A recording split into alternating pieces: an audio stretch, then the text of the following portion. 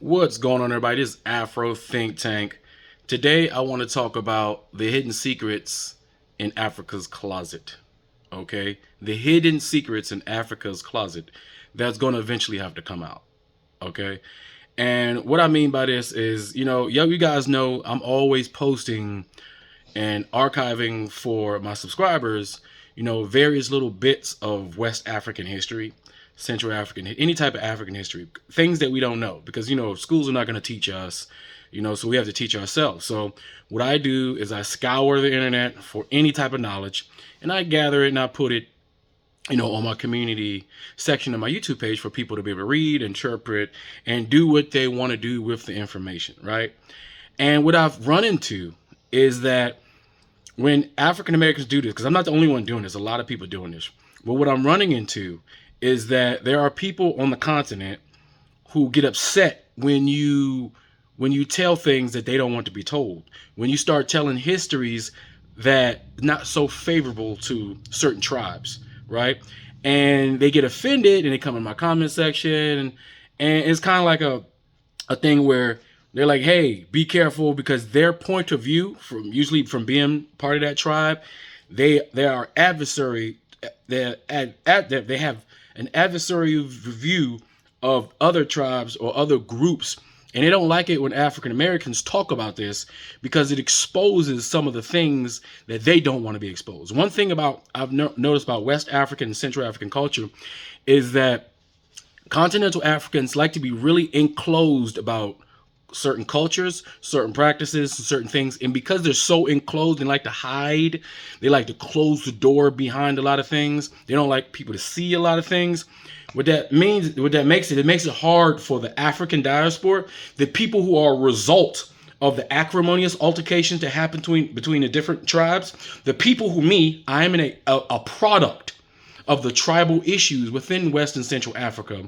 When we try to explore and see what is it that happened? What's the political implications of these tribes? Where did these tribes come from? What tribe did what to what tribe? What kingdom did what to what group? Who are the characters? Who are the actors? What situations happen to cause various situations? When African Americans explore our actual history, we're gonna have to explore it and we're gonna have to be objective about it. Meaning, if you're a Yoruba and I disseminate information that's not favorable to Yorubas, guess what? As a Yoruba, you're gonna have to accept that history because that's what happened. The same way we want white people to accept the transatlantic slave trade and the world destruction, that the campaign they went on, they're gonna have to look at their ancestors, look at their past, and say, these are our ancestors. This is what our ancestors did. These are the result of our ancestors' actions. These are the things that we have to do to change those things, to not repeat those same mistakes. The same thing goes for African people. Yorubas, Igbos, and the various other tribes obviously have historical political issues with each other, because if you guys didn't have historical political issues with each other, there would be no such thing as an African American. So as an African American, in any African diaspora has the right, let me tell you something, we have the right to talk about and explore the true history of Africa, how things manifested itself, and if that means that a faction of a Yoruba tribe did something to the Benin people, or if they're talking about territory disputes or who owned what, and if it comes to that, that's just what we're going to have to talk about, because those are the truths that we have to talk about. And tribal Africans can't tell us African Americans, who are a result of your acrimonious altercations with your brother and with your sister, you can't tell us not to talk about it. You can't tell us to pick a tribe and be loyal to a specific tribe, because we are the reason why we're called African American, because we have a piece of every one of you.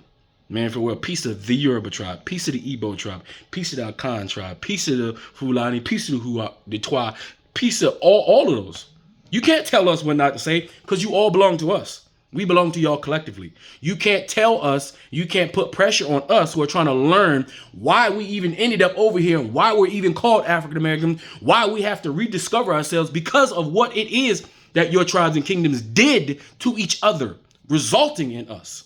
So don't tell us what we can and cannot talk about when it comes to African history, whether you like it or not, because there are no innocent tribes, there are no innocent kingdoms on this planet. There's no group of people who have any have manifested a level of peace where they can sit on the moral high mountaintop and judge and point fingers at everybody else as if they had no participation or they had nothing to do with why there is a such thing in the first place as an African American. Why there is that. History is history. I went to college for history. I have a degree in history, world history, African history. When I talk about history, it doesn't matter if it's my ancestors who did a bad thing and I have to deal with the results, the side effects, the long centuries long reverberating side effects of those actions. No one can tell me just because I've been accepted into the Yoruba tribe that I need to stay loyal to the Yoruba tribe and not talk about the things that the Yoruba tribe, the Oyo Empire, did to the Benin Empire, did to the Igbos, did to anybody else when they were in charge. You can't tell me not to tell the truth because it makes you look bad or make you feel bad because you don't want to talk about that closed chest. You don't want to speak about it. You don't want nobody to know about it. That's the same thing white people do. That's why they burn books and do things like that, because they don't want no one to know how they got to where they are, because they're ashamed of it. Now, when it comes to history, there's nothing to be ashamed about. We have plenty of African Americans who are ashamed to be African Americans because they're ashamed that their ancestors were enslaved by these white people who we know are not superior to us. So they pretend to be Indians and various other things, and they distract themselves culturally instead of embracing their true history and understanding the context of how things went down. So when you want to base your foundation off lies, off distractions, when you don't want to put the puzzle together because you want to take this piece out because it don't make you look good. You want to take this piece out because it don't make you look good, and you never have a complete puzzle. A lot of you guys would prefer to have an incomplete puzzle as long as your part is not in there. And that's the problem that we have. That's the problem I'm running into. And I know other African Americans, other Caribbeans who go to Africa and they make responsible judgments about certain things. They say about certain things they've noticed. We have the right to say what we want. We African people who are the result of who are a result of all that problems that you guys want to hide. We have the right to talk about it because we're the result of it. We're the product that you guys made. You understand? You guys helped make this. So this, us, African Americans, African diaspora, have the right to talk and understand why it is that we are here. So I'm going to keep doing what I'm doing. And if any of you guys get offended, guess what? You can go find another page to watch. If you want somebody to make you feel good all the time, if you want your perspective to be highlighted and you want to be the dominant, you want to be the one that always looks good, nothing, everybody, like Jesus Christ, like Jesus, like tribe. If that's what you want, go somewhere else, because I'm not pandering to anybody.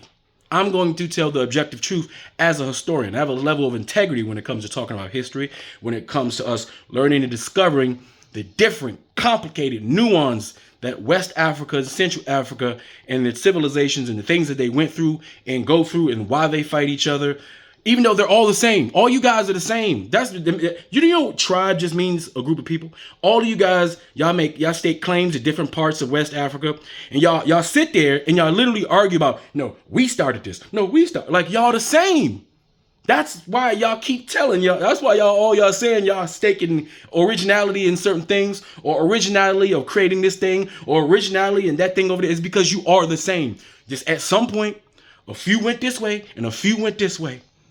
A few start calling themselves this tribe, and another few start calling it this tribe. Just like over here, you got black people, we call ourselves Washingtonians. You got black people, they call themselves New Yorkers. You got black people, they call themselves Floridians. You got black people, they call themselves Californians. Those are tribes. There ain't no difference between that and what y'all talking about. That's it. Group of people over here. That's it. Anyway, I hope you guys understand me. This is Afro Think Tank. Learn something, teach them. I'm out.